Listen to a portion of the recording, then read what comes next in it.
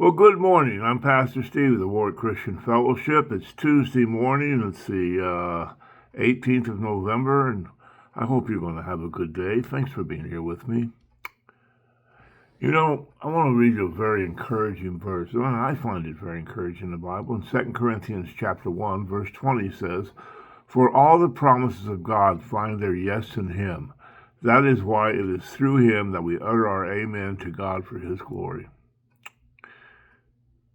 There was a young seminary student once that was preaching a sermon in his preaching practicum class, and he was talking about the phrase where God says in Deuteronomy, he says, "God will not leave you or forsake you."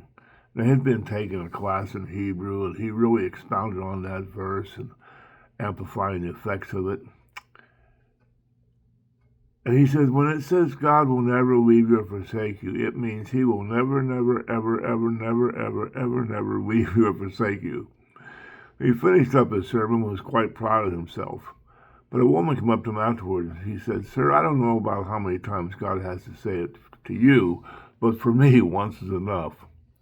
You know, very often we have a hard time taking God at his word. Now, I'm not saying the student was wrong, but it's true that once is enough. If God says it, that settles it. There's no reason to doubt it. We don't have to over-amplify his teaching. You can always take God at his word, even when it seems like things aren't going the way they should. He'll come through for you because God said he would. Never doubt and always trust. Always let God's promises give you hope.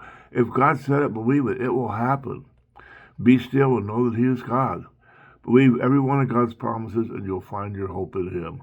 I hope this helps you. I hope you have a good day, and I hope I see you tomorrow. Be well, friends. God bless you.